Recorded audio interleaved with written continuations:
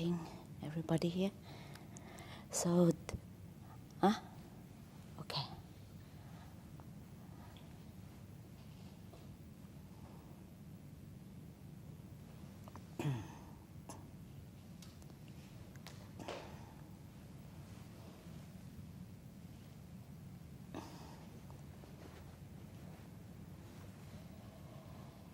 Yeah, today I'd like to talk about how in most people we have the kind of attitude, like mental attitude, that we tend to run away or turn away from things that we don't like, and it's just quite a natural tendency, Isn't it? Who likes things that you don't like, isn't it? Things that you don't like. Of course, you will say, I'm very happy. Even sometimes, like the Buddha said, even sometimes people said things that is not pleasing to the ears, or maybe being criticized. No one will be very happy. Oh, I'm being criticized, isn't it? Of course, this is normally this is a normal reaction to things that you feel unpleasant. But then, of course, it's not always the case. We don't always, hear all the nice words, everything good, see all, everything happen to us, is everything perfect, good. It's not possible, isn't it? This is part of life.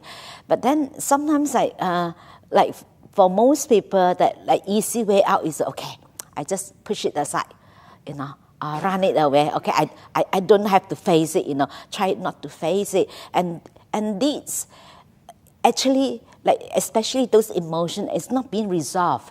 So it's not being resolved doesn't mean that it's not there. It just like temporarily just be suppressed, It's just like, all the rubbish, you sweep under the carpet, It seems very clean, but actually it's not all underneath. It's just like you bury underneath.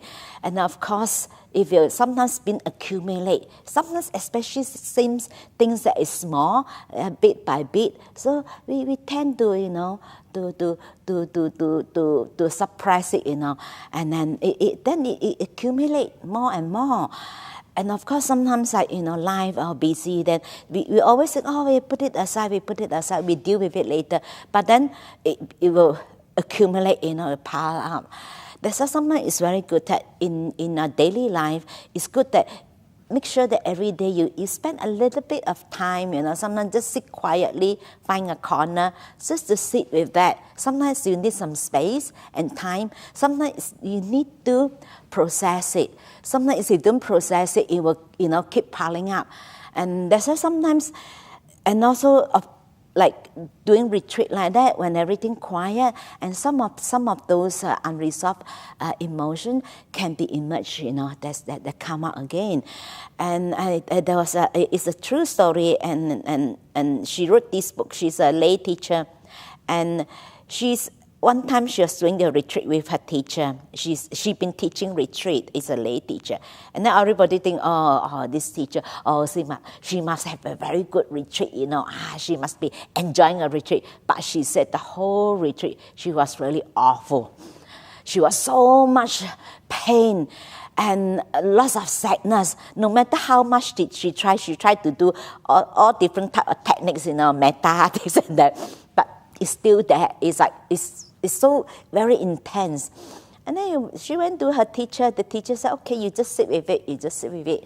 But of course, if for an experienced meditator, you can sit with that. But sometimes with someone not so skillful, not so experienced, it's quite difficult. There's some people, they're mentally not stable and they're not experienced meditator, they're really crazy, sometimes overwhelming. It's quite overwhelming.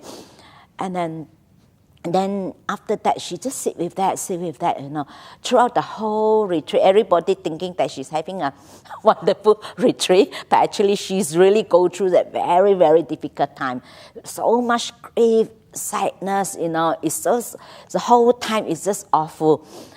So that kind of, that all those emotions that comes out, it's for a long time, because she's been practicing.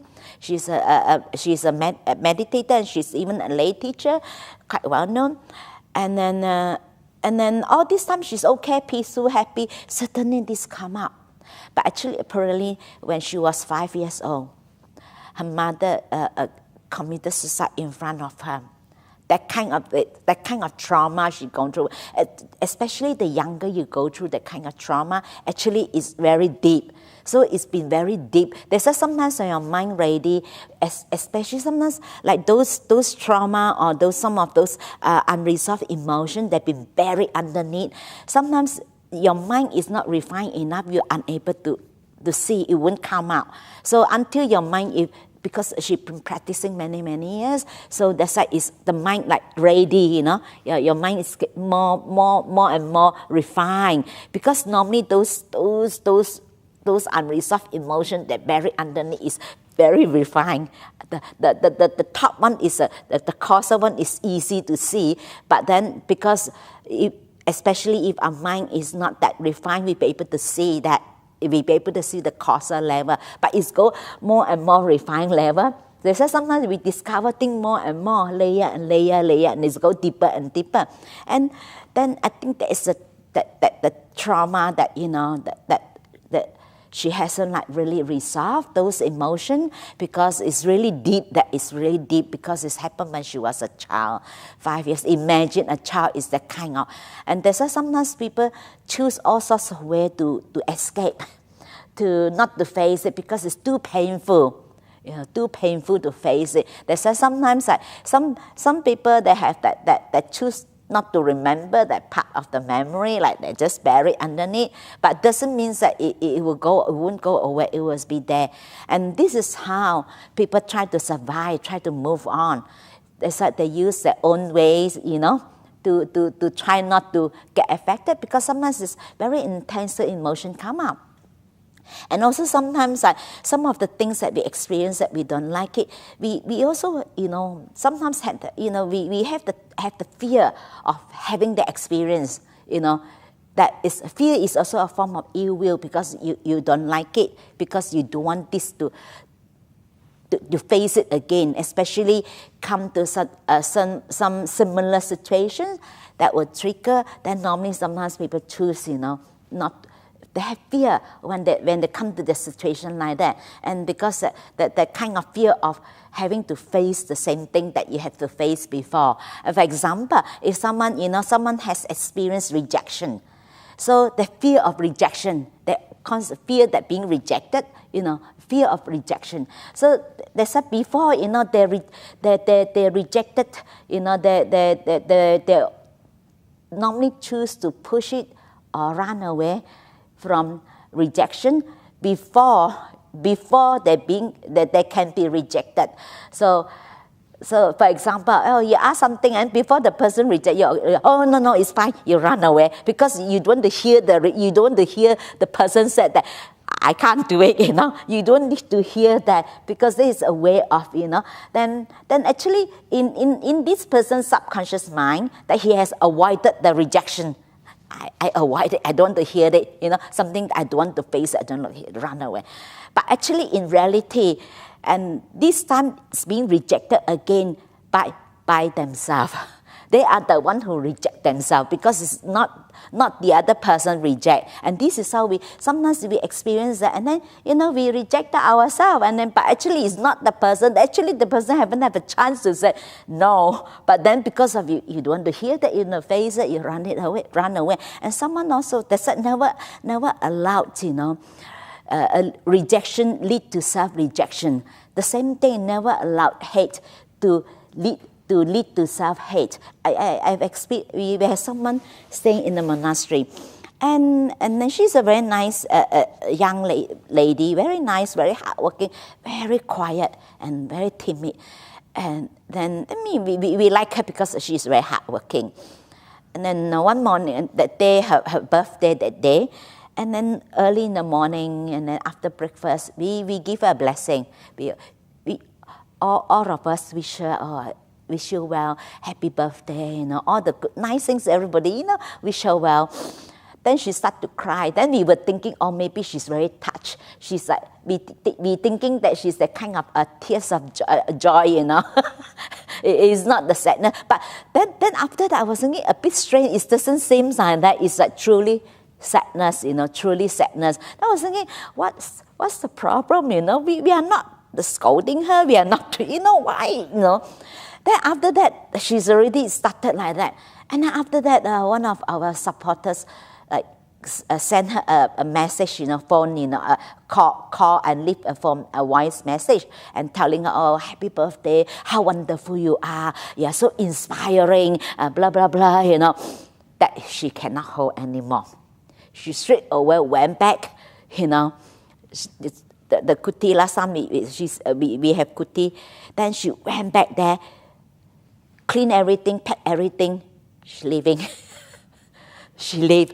You see, sometimes it's not she being scolded, it's not being, but I think she has this self-hatred. She thinks that she don't deserve this love. She don't deserve all these kind things happen. This is self-hatred because sometimes sometimes they've been not treated, badly.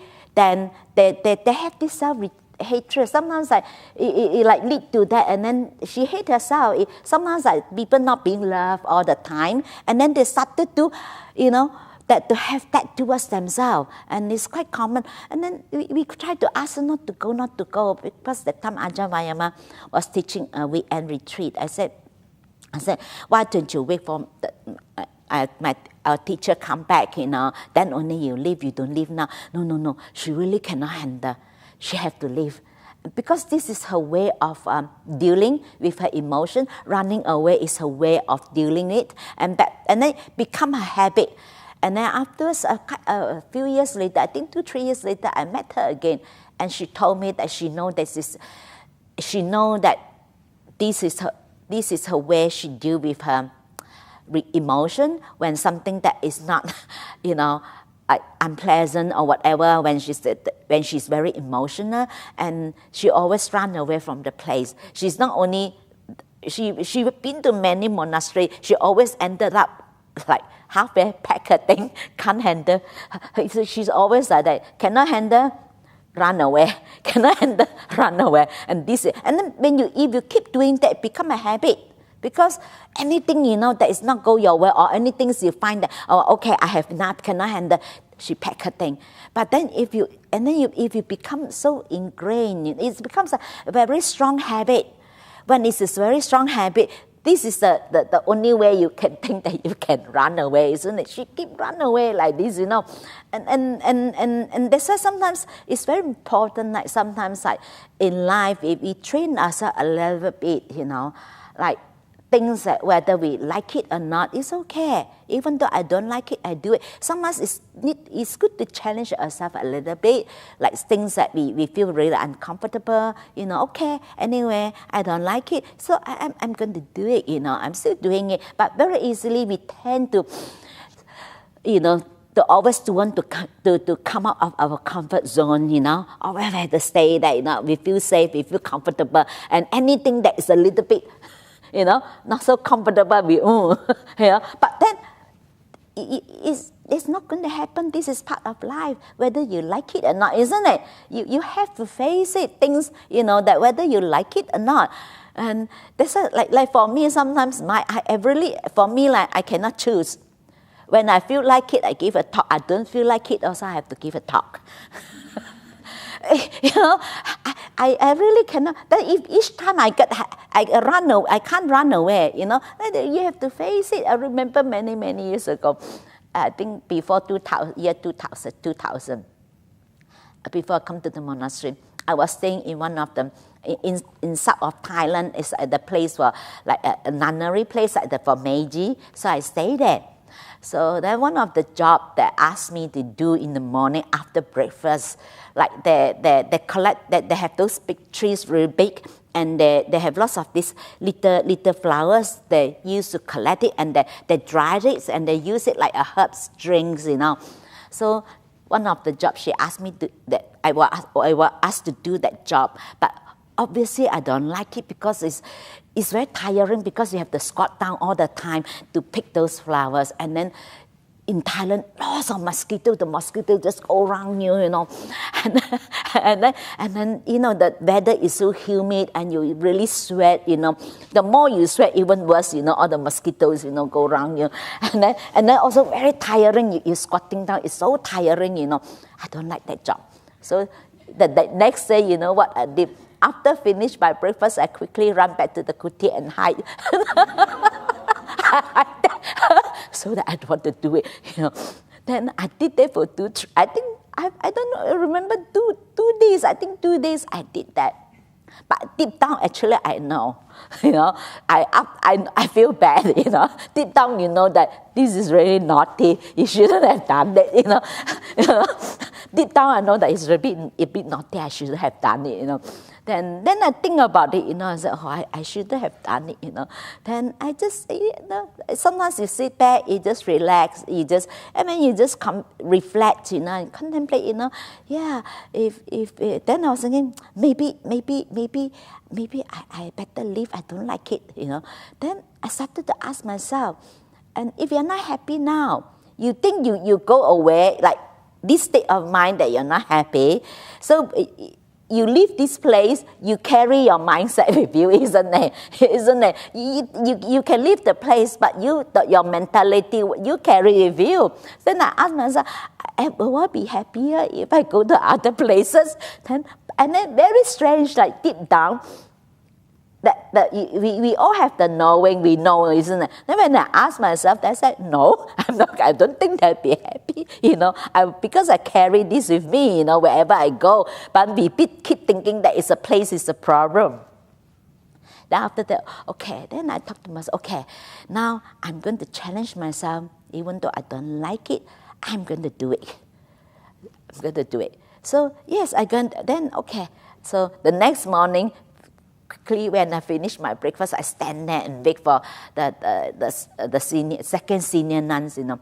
I stand there and I ask her, do you want me to do that job again? You know, she said, yes, okay, I can do it. But then this time, because I'm come to a place of acceptance, accepting that I come with the willingness that I want to really challenge myself. I want to just go against things that my likes and dislike, you know, even though I don't like it, it's okay, I'm going to do it, you know. And then I did that. And then after that, once I overcome that, I feel okay. Yes, physically, it's that I have that discomfort, you know, that very itchy, tired, and sweaty, and things like that. But actually, mentally, I'm free. Because I'm free of, because sometimes you do things that is not, you know that is not right. Sometimes you carry, you feel guilty, you know, the kind of yeah, it's maybe I have the physical comfort, but then I'm mentally suffering, isn't it? Because when you carry the guilt, you don't feel good, and then you don't have peace of mind. Then I realized that yes, even though yes, physically, yes, I'm a bit of, I have this discomfort, it's not comfortable, but at least, you know, I have peace of mind, at least mentally I'm free, you know, and that's why, and then after that, I'm okay. Then since then, it's really, little by little, after, you know, train myself, you know, okay, things that I don't, okay, anyway, I'm going to do it, you know, I'm going to do it anyway. And slowly, over a period of time, when I've been things that I don't really like to do, then I don't have that very strong like reaction, like rejection, like, oh, I'm not going, I don't have that anymore. See, maybe sometimes still a little bit not really like it, but it's okay, you know, like I can feel that it's different, that I don't have the strong aversion towards that, rejection towards, and that sometimes we need to train our mind a little bit, you know, to deal with it. And also it's good that we also learn each time. It's good that I resolve it, you know. I didn't carry that with me. And then if I follow, if I don't stop and think and stop and contemplate and reflect, I just, you know, follow my desires. Oh, I don't like this place, I go away. Then I will repeat that and then become like very strong habit. But then I didn't, and I sit down and I quietly, I really face it, I look at it, and I reflect on that. Okay, this is what I'm going to do, and it's up to, then I process that emotion, that kind of aversion towards things that I don't like. Actually, it's help.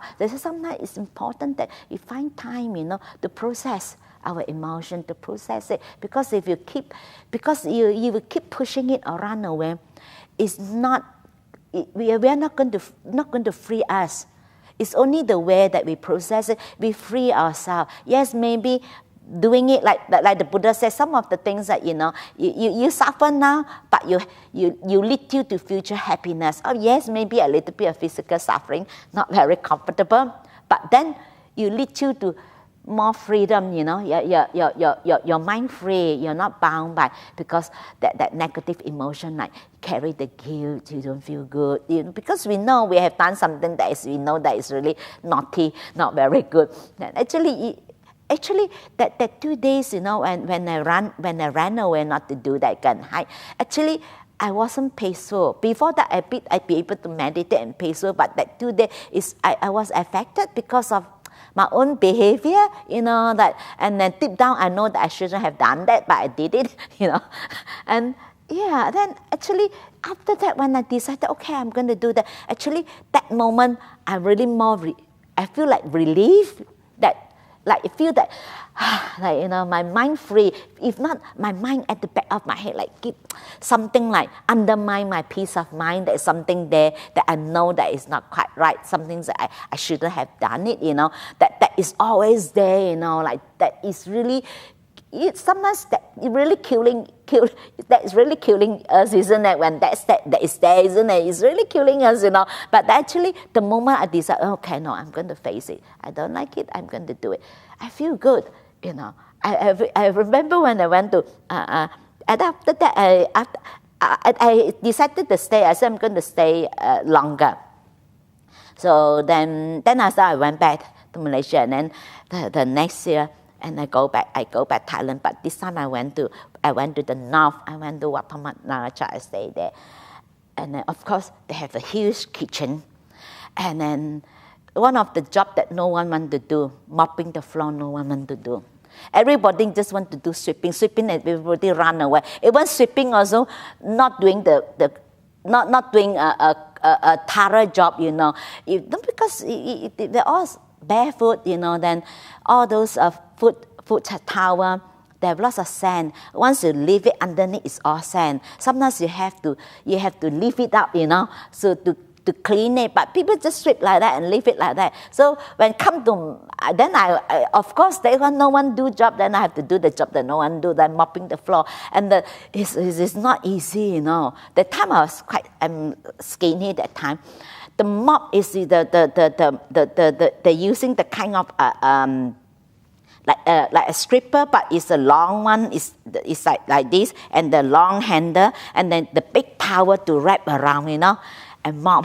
And then after that, you have the big towel. You have to use a hand to hard job, There's no one want to do the job.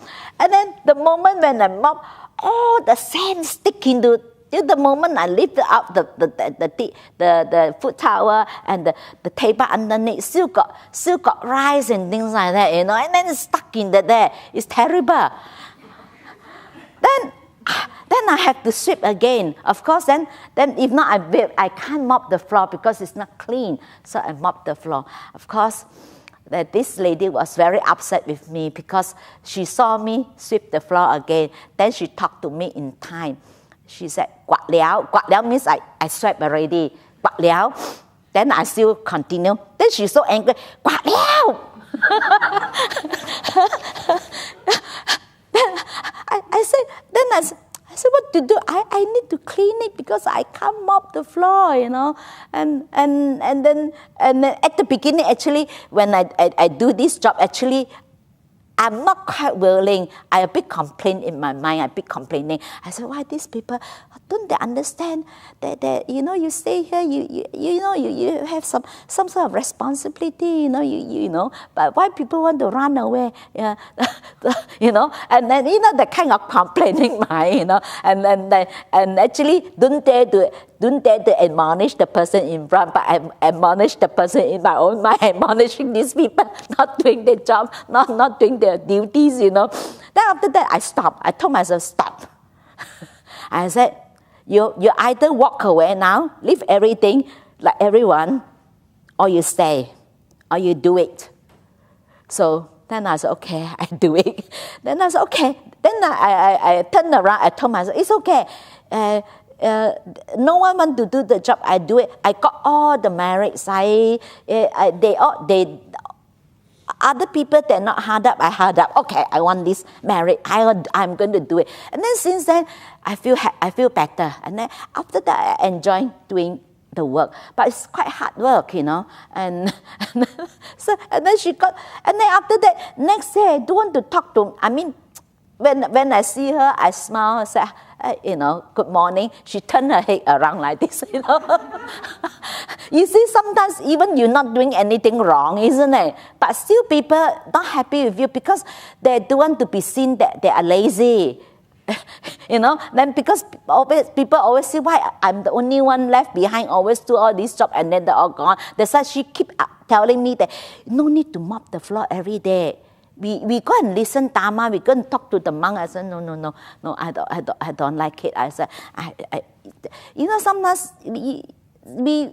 sometimes we all have a responsibility we need to fulfill. We have the duties. We do it wholeheartedly.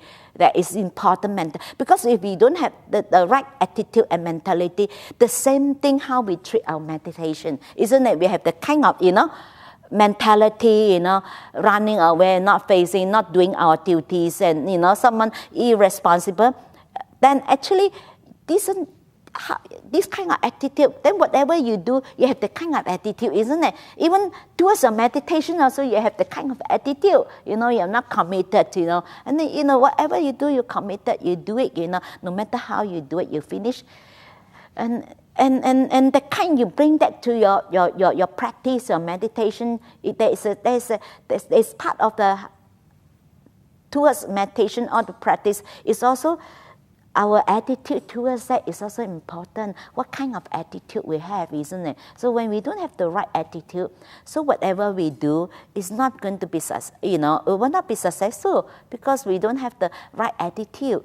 And yeah, I just, okay, even though I don't like it, I do it, There's sometimes it's good that, to allow that to come out, is any unresolved emotion. Sometimes you need to process. If the process is suppressed, and we're not going to go away. It will stay there, There's sometimes maybe, you rather to process it now than you leave it like doing accounts that you carry forward.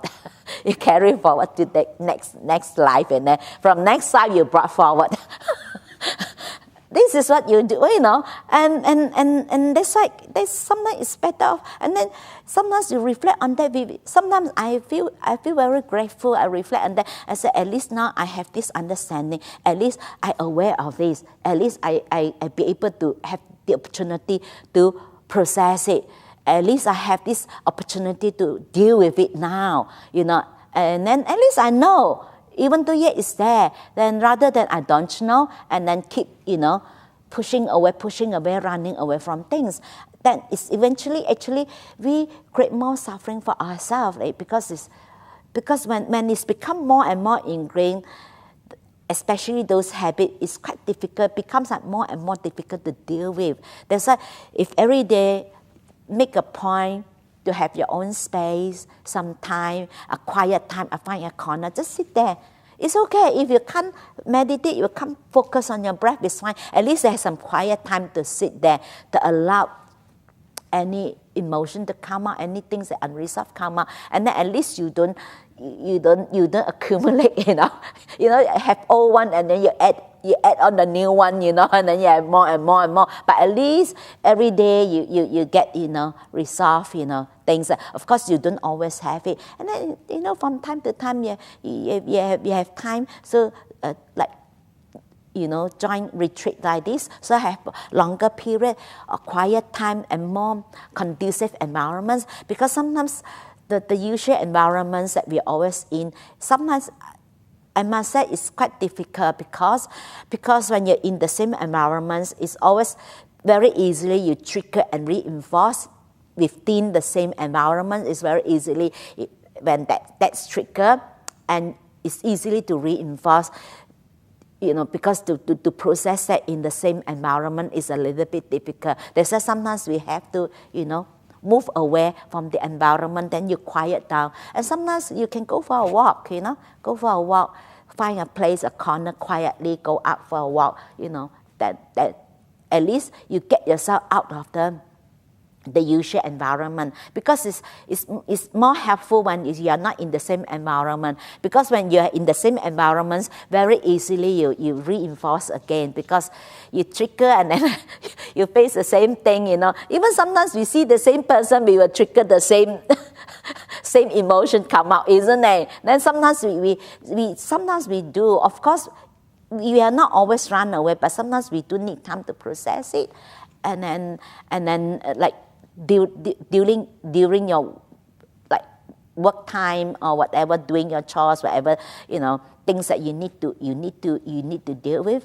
And then sometimes think that even though is you don't really like it, but it's okay, I'm going to do it. Then also it's helped you to have this strong tendency, because we always things go our way. Once things don't go our way, we have very strong aversion. But then if we challenge yourself little by little, bit by bit, some things that, you don't really like it, but not too bad, but you still do it, then it's helped you, to not to feed our aversion towards things that we don't like. So little by little we train ourselves. And that's why now, for example, whether a lot of things it's not up to me whether I can choose whether I like it or not. I remember when Ajahn Hasapanna left, I didn't say I'm ready to take up the job, They said, okay, yeah, you have Appen Nirodha. Oh yeah, the call Appen. And then I said, let me think about it. I said, then next meeting I'm on. Actually, I didn't even say that yes. I didn't even say yes, been docked in already. Okay, you're on. Then, okay, what can I do? Okay, I take on the job. And then sometimes sometimes I really didn't choose it, I never ever thought that I'm going to do this job, And then after a while, when you always when you're always put in the position that in the situation that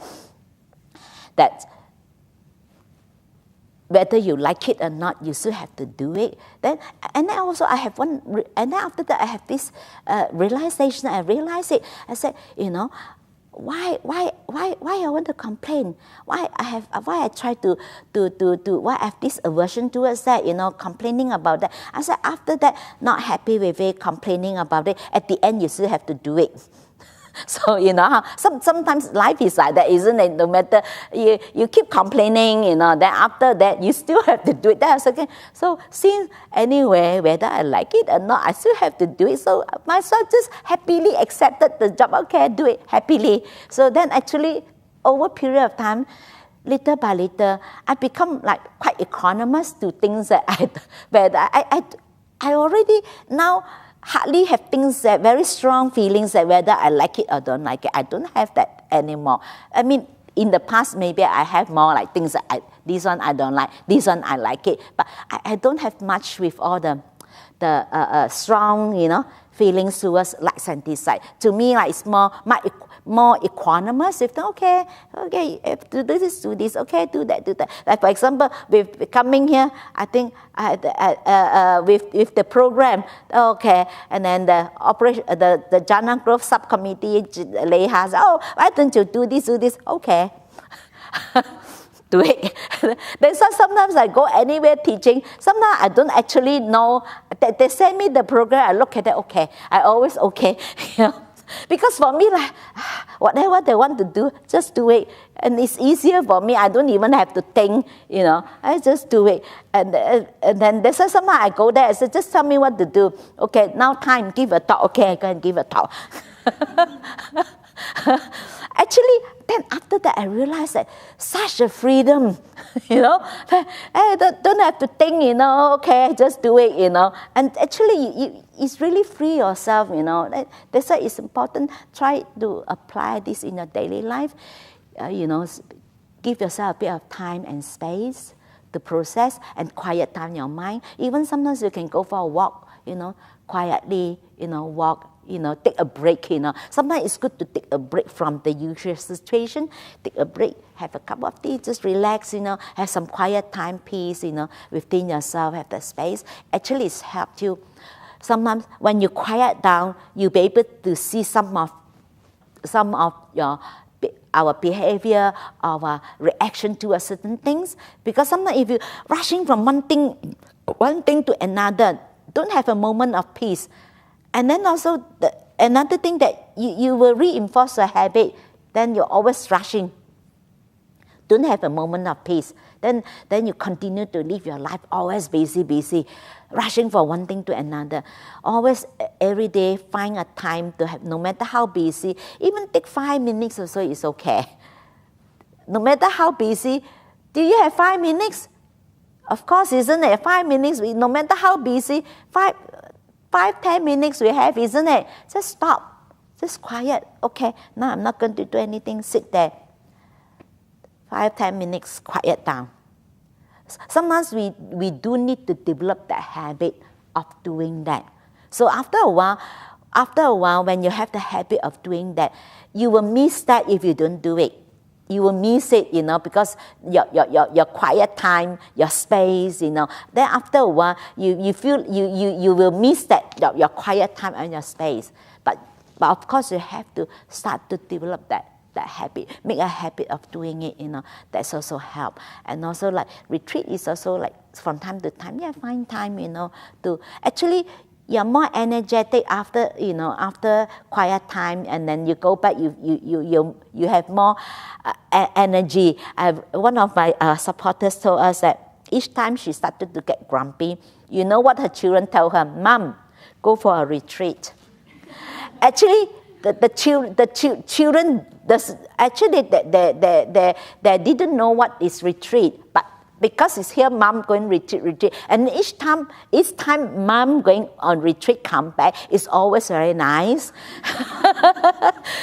not very good temper, very patient, very nice. They said they like mom go for retreat because mom go retreat, come back always very patient, very calm, very nice. And then they said when they see mom so grumpy, mom go on retreat, go on retreat.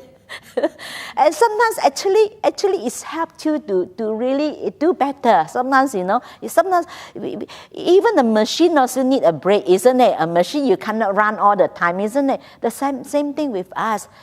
Physically, mentally, we need a break. So we give ourselves a break is important.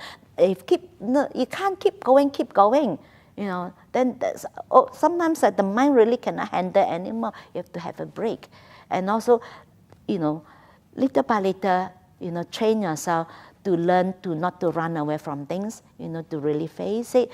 And then because sometimes, yes, you can always have people have all sorts of ways to distract themselves so that they don't have to face that the unresolved emotion.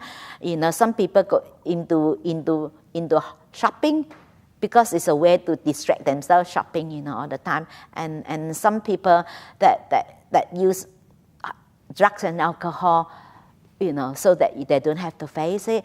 But then that is not a skillful way. That only leads you to more suffering. And some people, try to keep themselves busy, but then eventually are tired, isn't it? You cannot constantly keep yourself busy all the time so that you don't have to face it. And this is not a skillful way to face it, isn't it? Then we need to resolve. And then the best way is to be able to sit with that. If you be able to sit with that, I remember my grandson when he was about 4 years old. Sometimes when he was upset, then whenever he's upset, then the mom would tell him, calm down. Then she said, I don't want to calm down. I don't want to calm down. Then but the mother, like brainwash, conditioning, calm down. Each time he got angry, calm down. And then until one day he certainly tell his mom, now I'm very angry, I need to calm down. actually sometimes because each time you tell them, actually it did go in.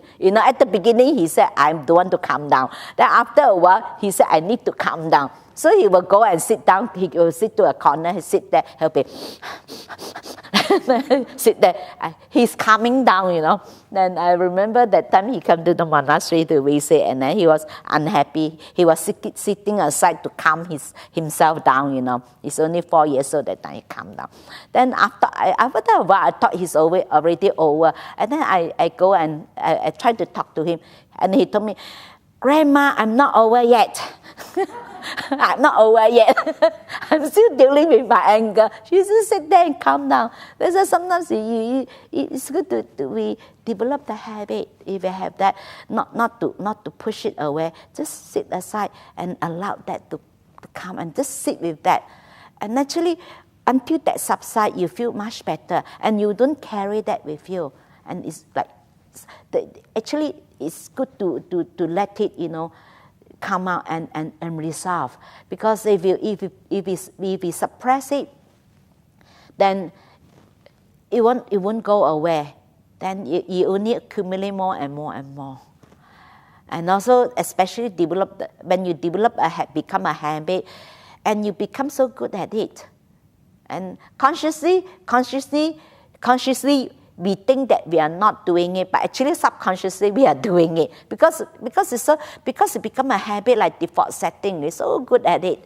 So that's why it's good to find time, and space, to give yourself time and space to sit quietly, to resolve some of the emotion, and also challenge yourself that sometimes think that you may not like it, because this is part of life, that you don't always get things that you like. And sometimes, if things always go your way, it's not. Sometimes you always getting what you want. It's not necessary. It's a good thing, isn't it? Sometimes we reinforce our defilements. We're always getting what we want, isn't it? Then we're feeding our own defilements. But sometimes, when we go against, that what we want, actually it's really help us to strengthen our mindfulness. We become more aware, and then also strengthen our mind, and we become stronger. We be able to deal with difficult situations. Then if we train our mind, then we have a stronger mind, and become more mindful. And then when in a difficult situation, then it's more manageable. It's easy to deal with when you have more clarity, when you have a strong mind. Then whenever difficulties you need to face, then it's much more manageable. So you don't have to flick up. Sometimes the people when they're in a very difficult situation, very easily flick up. You see people, okay, let's see what I can do in this moment, what I can, at least, because sometimes flick out and jumping up and down is not going to solve your problem, isn't it? But then, that you need to, train yourself to, okay, in this situation, I be able to calm yourself down. Okay, see what I can do, and that's why it's important to give yourself some space and time to quiet down your mind and resolve some of those unresolved emotions, and also to challenge yourself to do things that that go against your likes and dislikes, and then you become more and more equanimous when you face life, when you face difficulties in life. You become more equanimous, not so easily get affected. So I offer this for your Dharma reflection. May this teaching of benefit to all of you. I see any questions or demands, comments? Yes.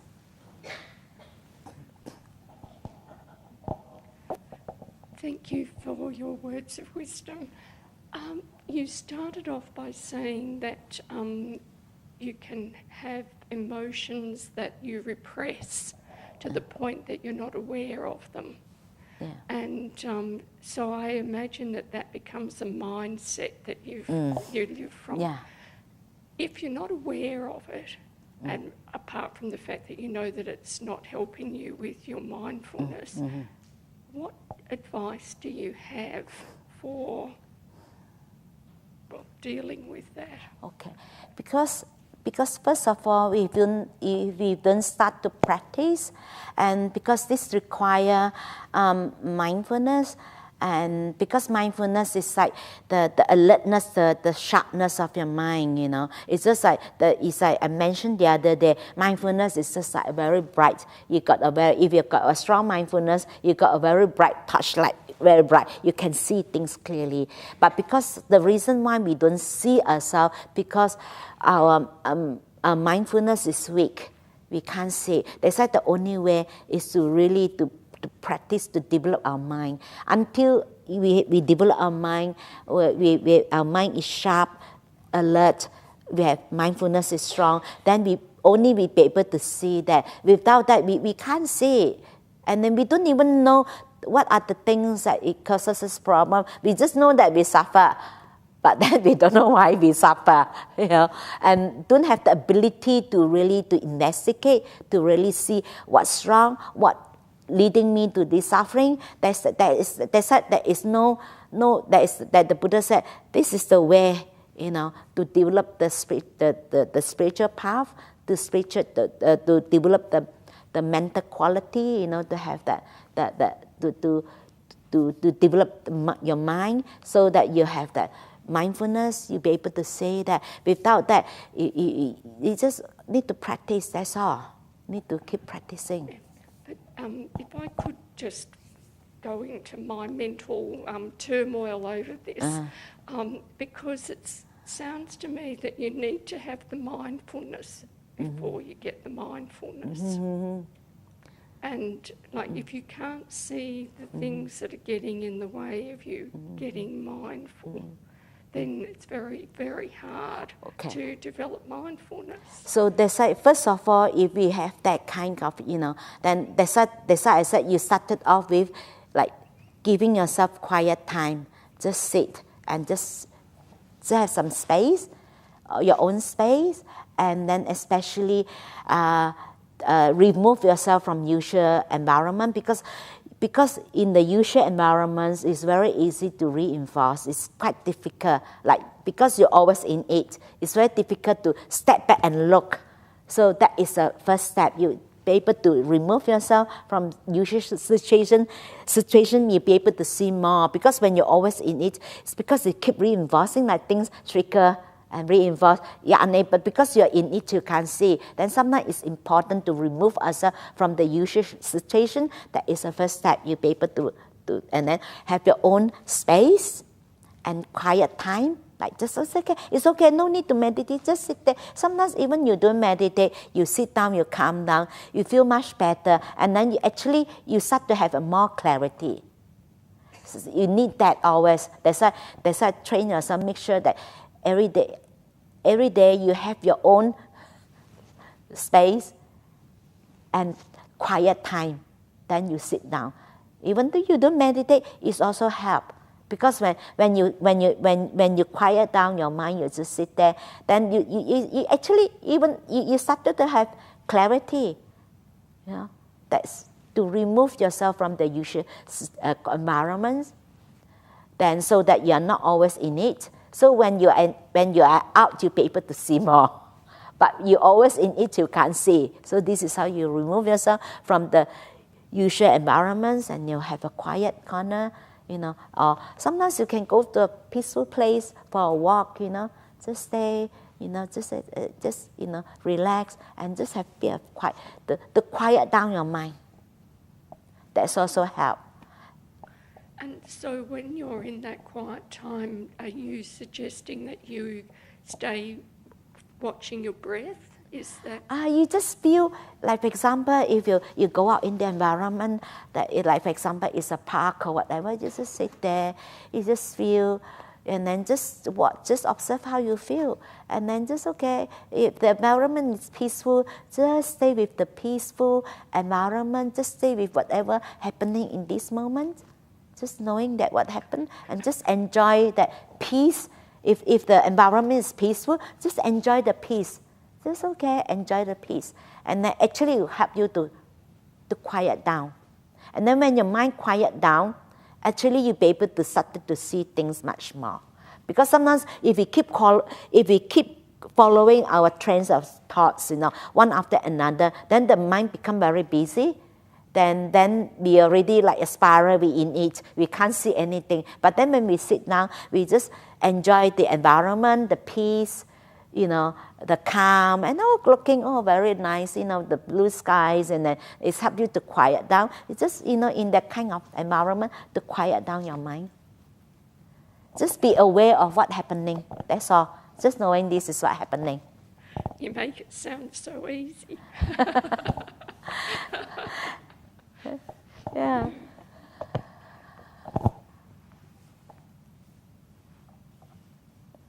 Any more questions or comments? Okay. Just getting back to mindfulness again. Just getting back to mindfulness again. So I notice my mind will dart all over the place, and of course that uses more energy. So I bring it back, but it's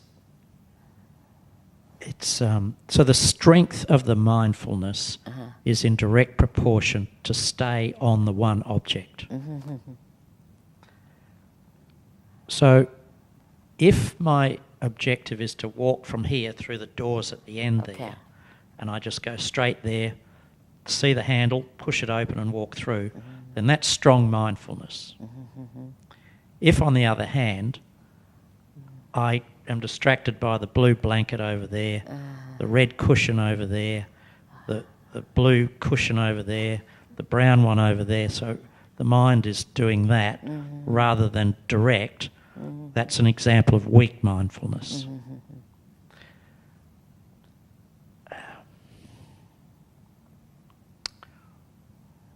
What is the key strategy, activity to reduce that distraction? I know you've got to keep coming back to the breath, but I don't want it to go away from the breath. What do I need to do to just keep on the breath?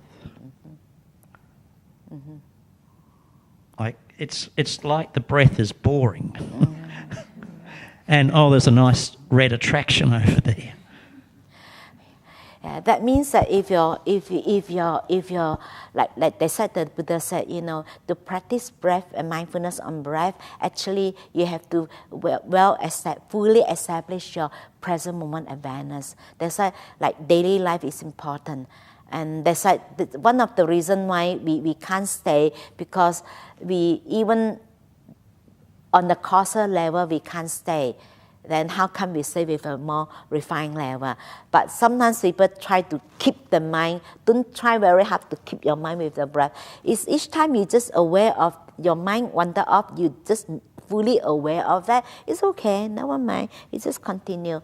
Then at least it's fine. Not to. A lot of people try to keep, the focus on the breath. Okay, actually can be counterproductive. And then because you put in too much effort into focusing your mind, that is a willpower, and that drains your mental energy. When your mental energy is not strong, you more easily get distracted. You rather to look at other things. Actually, your mind want to go there. Your mind want to go there because you're not happy. You don't have the happiness with watching the breath. That's why sometimes it's okay. Don't force yourself too much. Just knowing that your mind distracted is okay, fine. So they say sometimes besides mindfulness, you also need kindness towards yourself. The kindness towards. Sometimes we become very hard. No, it's okay. Okay, yeah, I allowed you, fine. Mind, I still like you, it's okay. You distract a little bit, fine. If you see, it's very nice, okay, fine. Then you come back.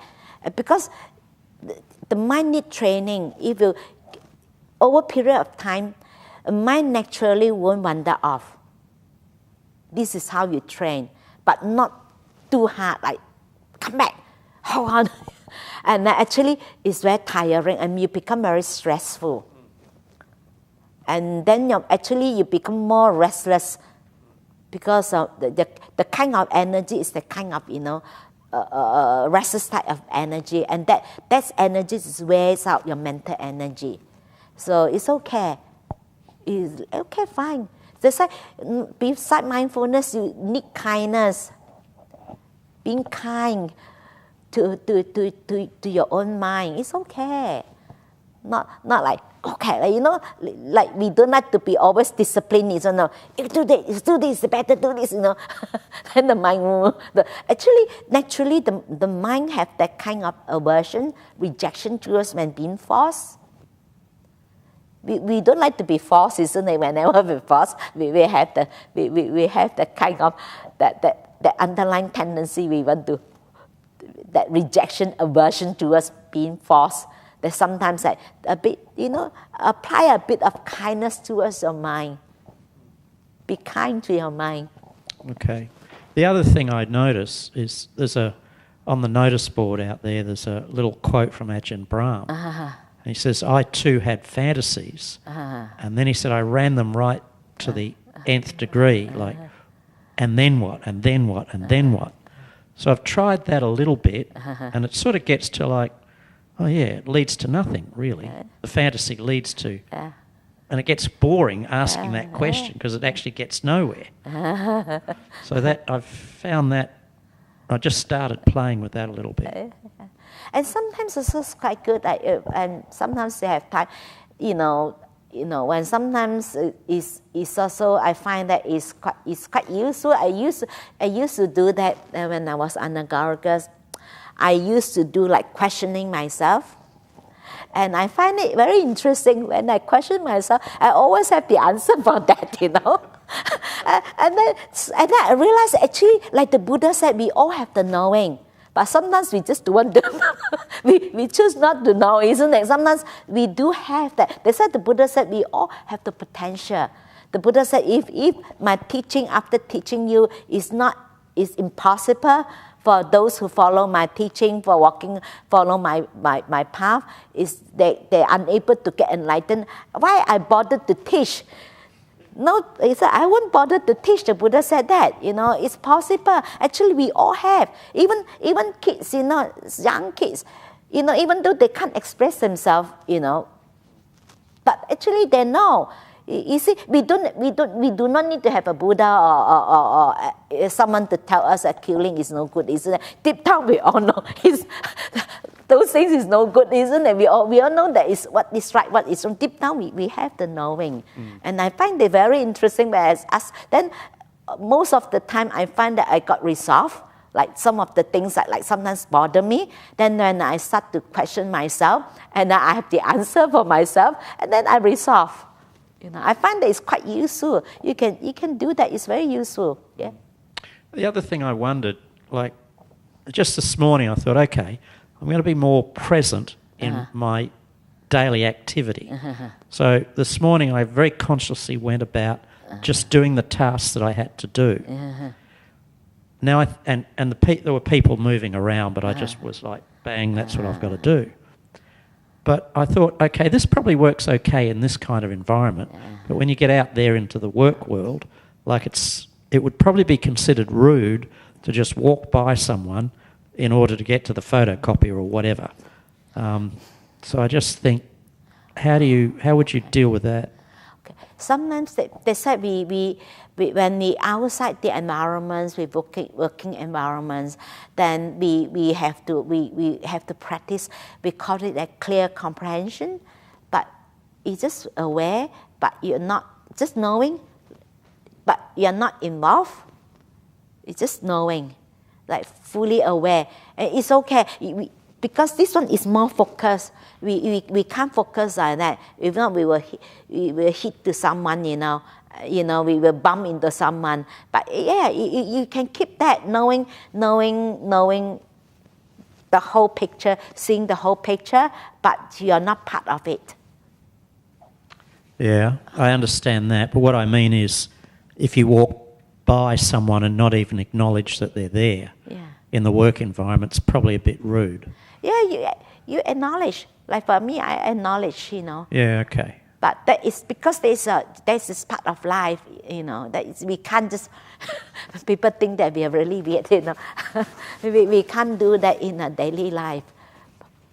But then when we work by yourself, you know, then we focus. Okay. But the problem is people by themselves working also, the mind all over the place. Yeah. That is fine. If someone have a strong mind, it doesn't bother.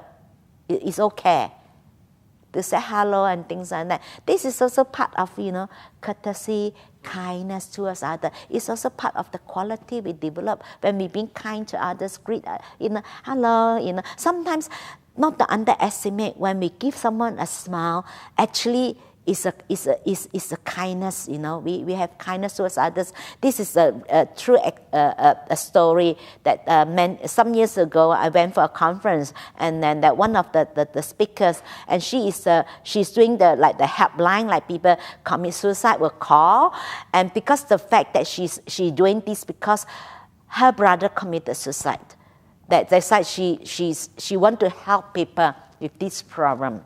And then she shared with us one of the story. And this man, like, you know, after the wife passed away, he's quite miserable, very lonely by himself. And then, of course, you always think about it again and again, and you start to feel depressed. And then he was thinking, oh, what's the point? I'm living like meaningless. And then he was on his way, walking, like he want to take his own life. On his way to take his own life. And suddenly, the other guy walking from the other side, smile, you know. And then suddenly, because he feel like no one care for him, you know, what's the point I'm living? Suddenly, that guy give him the smile, and they, you know, say hello to him. Actually, he feel happy. And that moment, he drops that intention of want to take his own life. And then actually that man didn't even know that he saved someone's life just because of smile. They say sometimes be generous with a smile. Sometimes you never know you save someone's life with a smile. So sometimes generosity is not only like you give material thing. Sometimes kindness is show the others. You know, people feel warmth. You know, that is the qualities. You know, when we practice mindfulness, it's not only just, but mindfulness is only part of it.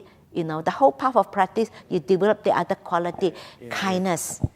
Yes, of course. Yeah, I forgot. Yeah, you're right. Yeah, other quality, kindness. Because meditation is only one part. You have other 7 factors you need that also. That's why it's important in daily life. This is something you give. Say hello, how are you?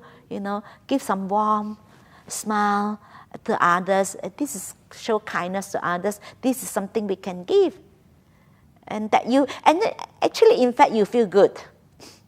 You feel good, and then when you feel good, you have more joy, and you meditate is easier.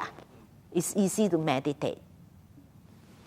Yeah, they said never underestimate sometimes that you know, our kindness, you know, towards others, and maybe you don't feel that you have done much, but sometimes a little act of kindness sometimes meant a lot to other people. The other persons meant a lot to them. Yeah. So yes, a smile in a daily life, you can be hello, smile, them. All right, thank you.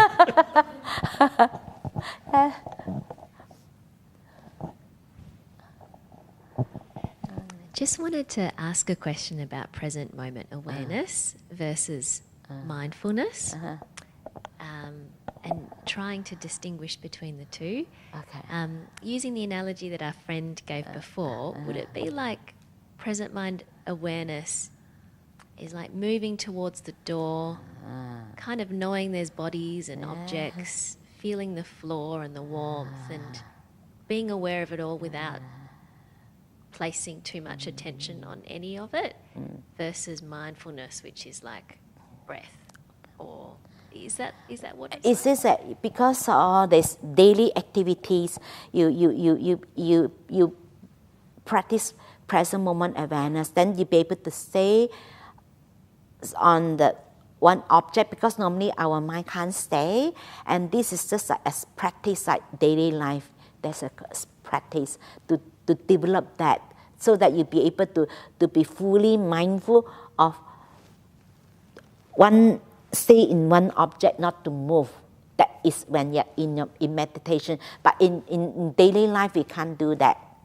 Daily life, we can only do that, being aware of what's happening, just, stay aware, fully aware of what we are doing, that we require that, because if you can't, we can't even stay with what we are doing. We constantly, do halfway, our job, and then we think of something else, and we drop our job, we do other things, and then we drop, and then 10 things,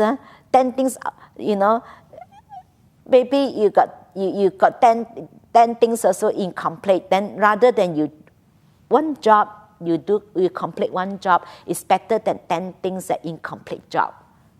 That is also helpful in daily life, and because we need to train that before you sit on the cushion to meditate. Because if you can't really stay on a causal level, just the movement, because breath is much more subtle. So this is how you build up, develop your mindfulness. Then when you sit in meditation, then you'll be able to really focus on your meditation object, because it will not just happen overnight, because most people use willpower, try to make the mind to focus, but most people don't know that it's counterproductive. Because you're using force, you're using willpower to force yourself, or try to make your mind peaceful, try to make your mind still. You can't. Like the mind naturally, effortlessly, just very easily, you just, you be able to just stay. But this is, you need a bit of training. Okay.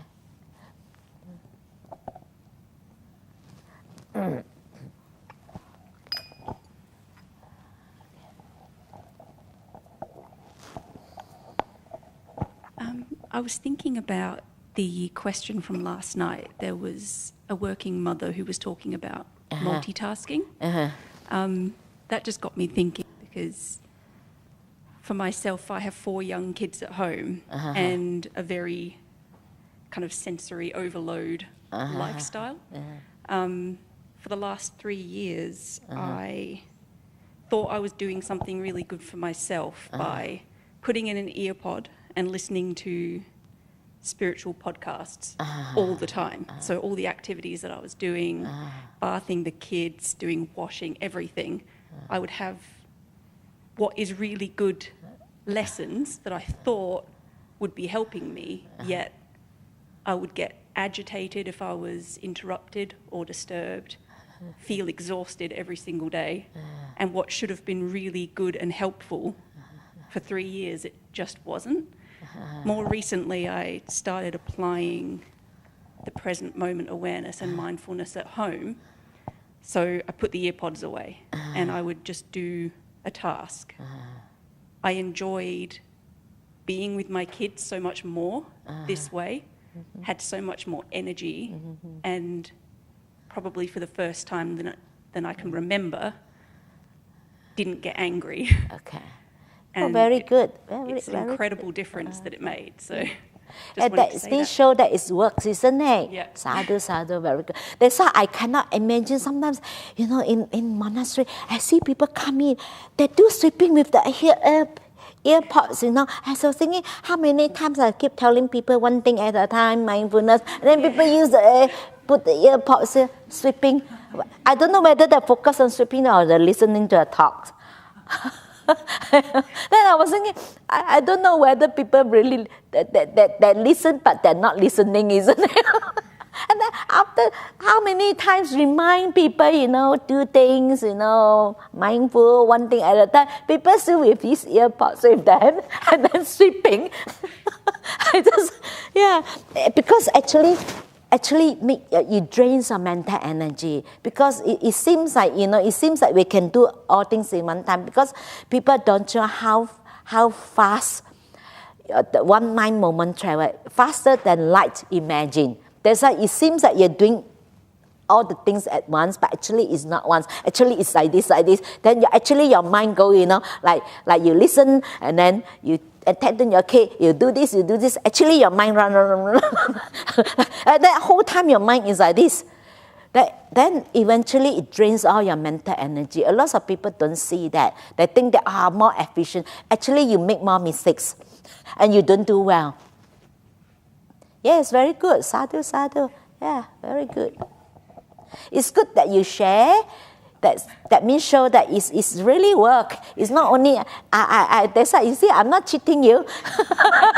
It's work. I was very nervous to take the mic because I don't like speaking, but it's good that you share, because when you share, it also inspires others people, and it's also a giving, it's a kindness to share. Okay, very good. Yeah. Any more questions or comments? Okay. No more. Okay. So, lunch 11. So, okay. Thank you for listening.